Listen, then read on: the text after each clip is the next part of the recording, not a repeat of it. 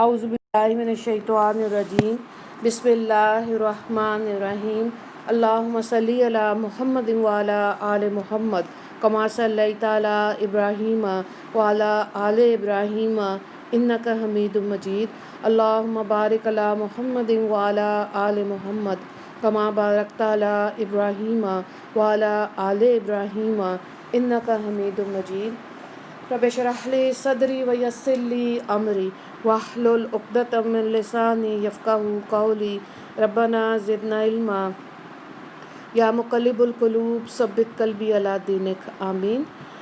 سورہ یونس ہم کر رہے ہیں اور آج سورت کا 5واں رکوع ہم کریں گے اور یہ پارہ نمبر 11 میں ہے۔ آیت نمبر 41 سے دیکھیں، 41 سے 44۔ وَإِن كَذَّبُوكَ فَقُل لِّي عَمَلِي وَلَكُمْ أَعْمَالُكُمْ أَنتُمْ بَرِيئُونَ مِمَّا أَعْمَلُ وَأَنَا بَرِيءٌ مِّمَّا تَعْمَلُونَ۔ اور اگر آپ کو جھٹلاتے رہیں تو یہ کہہ دیجئے کہ میرا کیا ہوا مجھ کو ملے گا اور تمہارا کیا ہوا تم کو ملے گا، تم میرے کیے ہوئے کے جواب دہ نہیں ہو اور میں تمہارے کیے ہوئے کا جواب دہ نہیں ہوں۔ وَمِنْهُمْ مَنْ يَسْتَمِعُونَ عَلَيْكَ أَفَأَنْتَ تُسْمِعُ الصُّمَّ وَلَوْ كَانُوا لَا يَعْقِلُونَ وَمِنْهُمْ مَنْ يَنْظُرُ إِلَيْكَ أَفَأَنْتَ تَهْدِي الْعُمْيَ وَلَوْ كَانُوا لَا يُبْصِرُونَ إِنَّ اللَّهَ لَا يَظْلِمُ النَّاسَ شَيْئًا وَلَكِنَّ النَّاسَ أَنفُسَهُمْ يَظْلِمُونَ۔ اور ان میں بعض ایسے بھی ہیں جو ظاہر میں آپ کی طرف کان لگا لگا کر بیٹھتے ہیں، کیا آپ بہروں کو سناتے ہیں گو ان کو سمجھ بھی نہ ہو، اور ان میں بعض ایسے ہیں کہ ظاہراً آپ کو دیکھ رہے ہیں، تو پھر کیا آپ اندھوں کو راستہ دکھانا چاہتے ہیں گویا ان کو بصیرت بھی نہ ہو۔ یہ یقینی بات ہے کہ اللہ تعالیٰ لوگوں پر ظلم نہیں کرتا، لیکن لوگ خود ہی اپنے آپ کو تباہ کرتے ہیں۔ تو ان آیات میں نبی کریم صلی اللہ علیہ وآلہ وسلم کو تسلی دی گئی اور آپ کو خطاب کر کے فرمایا جا رہا ہے کہ اے نبی صلی اللہ علیہ وآلہ وسلم، اب بھی اگرچہ یہ آپ کو جھٹلا رہے ہیں اور نہیں مانتے تو آپ صاف صاف کہہ دیجئے کہ میں اپنا فرض پورا کر چکا، اور یہ آپ کے اختیار میں نہیں ہے کہ آپ دل کے بہروں کو اپنی بات سنا سکیں، حالانکہ وہ سخت بہرے پن کی وجہ سے قطعاً کسی کلام کو نہ سمجھ سکتے ہوں یا دل کے اندھوں کو رائے حق دکھا دیں جبکہ انہیں کچھ بھی نہ سوجتا ہو، یعنی ایسے اندھے اور بہرے جو علاوہ نہ سننے اور دیکھنے کے ہر قسم کی سمجھ بوجھ سے بھی محروم ہیں۔ تو ان آیات سے یہ بھی ظاہر ہوا کہ کان اور آنکھ انسان کو حصول سعادت میں اسی وقت مدد کر سکتے ہیں جب ان کے ساتھ دل بھی متوجہ ہو، ورنہ کانوں اور آنکھوں کا ہونا نہ ہونا برابر ہے۔ ایک سننا اس طرح کا ہوتا ہے جیسے جانور بھی آواز سن لیتا ہے، دوسرا سننا وہ ہوتا ہے جس میں مطلب، معنی، مفہوم کی طرف توجہ ہو اور دل میں عزم اور ارادہ صحیح اور سچی بات کو تسلیم کرنے کی نیت ہو، تبھی انسان کو تبلیغ فائدہ مند اس کے لیے ہو سکتی ہے۔ اگلی آیات کو دیکھیں، آیت نمبر 45 سے 47 تک۔ وَيَوْمَ يَحْشُرُهُمْ كَأَن لَّمْ يَلْبَثُوا إِلَّا سَاعَةً مِّنَ النَّهَارِ يَتَعَارَفُونَ بَيْنَهُمْ قَدْ خَسِرَ الَّذِينَ كَذَّبُوا بِلِقَاءِ اللَّهِ وَمَا كَانُوا مُهْتَدِينَ وَإِمَّا نُرِيَنَّكَ بَعْضَ الَّذِي نُعِدُهُمْ أَوْ نَتَوَفَّيَنَّكَ فَإِلَيْنَا مَرْجِعُهُمْ ثُمَّ اللَّهُ شَهِيدٌ عَلَى مَا يَفْعَلُونَ وَلِكُلِّ أُمَّةٍ رَسُولٌ فَإِذَا جَاءَ رُسُولُهُمْ قُضِيَ بَيْنَهُمْ بِالْقِسْطِ وَهُمْ لَا يُظْلَمُونَ۔ ترجمے کو دیکھیں، اور ان کو وہ دن یاد دلائیے جس میں اللہ تعالیٰ ان کو اس کیفیت سے جمع کرے گا کہ گویا وہ سارے دن کی ایک آدھ گھڑی رہے ہوں گے اور آپس میں ایک دوسرے کو پہچانیں گے۔ واقعی اس وقت سخت خسارے میں پڑے وہ لوگ جنہوں نے اللہ کے پاس جانے کو جھٹلایا اور وہ ہدایت پانے والے نہ تھے، اور جس عذاب کا ان سے ہم وعدہ کر رہے ہیں اس میں سے کوئی تھوڑا سا عذاب اگر ہم آپ کو دکھا دیں یا ہم آپ کو وفات دے دیں سو ہمارے پاس تو ان کو آنا ہی ہے۔ پھر اللہ ان کے سب افعال کی اطلاع رکھتا ہے اور ہر امت کے لیے ایک حکم پہنچانے والا ہے، سو جب ان کا وہ رسول آ چکتا ہے ان کا فیصلہ انصاف کے ساتھ کیا جاتا ہے اور ان پر ظلم نہیں کیا جاتا۔ تو یہاں پر بھی یہی بتایا جا رہا ہے کہ قیامت کے دن کافر جو ہیں وہ حسرت میں ہوں گے اور وہ اس چیز پہ باوجود اس دنیا میں بڑی بڑی طویل عمریں پانے کے جب وہ حشر میں اٹھائے جائیں گے تو محشر کی ہولناکیوں کو دیکھ کر عمر بھر کا عیش آرام ان کو اس قدر حقیر اور تھوڑا نظر آئے گا، اور ان کو ایسے لگے گا کہ جیسے دنیا میں وہ ایک گھڑی سے زیادہ تھے ہی نہیں۔ تو پھر ان کو افسوس ہوگا کہ ساری عمر کیسے فضول و بیکار گزار دی۔ تو اللہ تعالیٰ ہمیں دنیا اور آخرت کے پچھتاووں سے بچائے، اور ہمیں اپنے دین اسلام کی اور اپنے مسلمان ہونے کی قدر کرنے کی اللہ ہمیں توفیق دے، اور اللہ کو اپنے زندگی میں ہی اللہ کو راضی کرنے کی اللہ ہمیں توفیق عطا فرمائے۔ اگلی آیات کو دیکھیں، آیت نمبر 48 سے 52 تک۔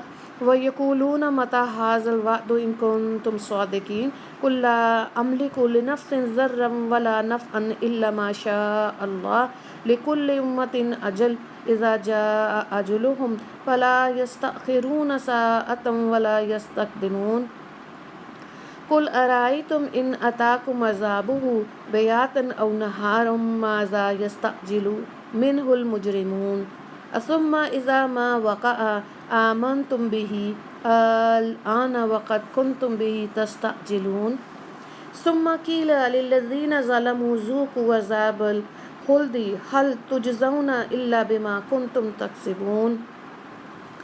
ترجمے کو دیکھیں، اور یہ لوگ کہتے ہیں کہ وعدہ کب ہوگا اگر تم سچے ہو؟ آپ فرما دیجئے کہ میں اپنی ذات خاص کے لیے تو کسی نفع کے خاص حاصل کرنے اور کسی ضر کے دور کرنے کا اختیار رکھتا ہی نہیں، مگر جتنا اللہ کو منظور ہو۔ ہر امت کے عذاب کے لیے اللہ کے نزدیک ایک معین وقت ہے، تو جب ان کا وہ وقت معین آ پہنچتا ہے تو ایک ساتھ نہ پیچھے ہٹ سکتے ہیں اور نہ آگے سرک سکتے ہیں۔ آپ فرما دیجئے کہ یہ تو بتاؤ، اگر تم پر اللہ کا عذاب رات کو آ پڑے یا دن کو، تو یہ بتاؤ کہ عذاب میں کون سی چیز ایسی کہ مجرم لوگ اس کو جلدی مانگ رہے ہیں؟ کیا پھر جب وہ آ ہی پڑے گا اس وقت اس کی تصدیق کرو گے؟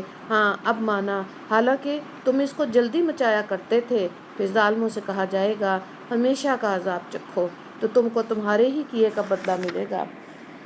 اللہ اکبر۔ تو یہاں پہ دیکھیں، جو منکرین ہیں نا عذاب کے، ان کے لیے بتایا جا رہا ہے کہ اللہ کا عذاب حق ہے، اور دنیا کے اندر مشغول رہ کر اپنے آپ کو غفلت والی زندگی میں گزار کر جب آخرت کی یہ چیزیں دیکھیں گے تو ان کو عذاب کا یقین ہو جائے گا، لیکن بات پھر وہی ہو گئی، جیسے وقت گزر گیا تو پھر کیا فائدہ ہوا۔ یہ بالکل ایسے ہی ہے جب سمندر میں فرعون غرق ہو رہا تھا، اور جب اس نے اپنا آخری وقت دیکھا اس وقت اس نے کہا کہ میں بنی اسرائیل کے اللہ پر ایمان لاتا ہوں، لیکن ظاہر ہے جو حدیث سے ثابت ہے کہ نزا کے وقت کی توبہ جو ہے وہ قبول نہیں ہوتی۔ تو کیونکہ ہمارا ایمان تو ایمان بالغیب ہے، تو اس لیے اپنے ہوش و حواس میں اللہ پر ایمان لانا ہے۔ جب آخرت کی چیزیں کھل جاتی ہیں، یعنی کہ نزا کے وقت تو انسان دوسرے عالم کی کیفیات کو دیکھنا شروع کر دیتا ہے نا، وہ چیزیں نظر آنی شروع ہو جاتی ہیں، تو ایمان بالغیب ختم ہو گیا، تو اس لیے اس وقت کی توبہ جو ہوتی ہے وہ قبول نہیں ہوتی۔ تو اللہ تعالیٰ اول تو ہمیں توفیق دے گناہوں سے بچنے کی، لیکن ظاہر سرزد ہو جاتے ہیں گناہ، تو اللہ دنیا میں ہمیں جلد توبہ کی توفیق عطا کرے۔ یہ بھی دعا مانگنی چاہیے، ورنہ انسان گناہ کرتا ہے اور توبہ بھول ہی جاتا ہے، اور پھر گناہوں پر شیر ہو جاتا ہے۔ تو اللہ تعالیٰ رحم کرے۔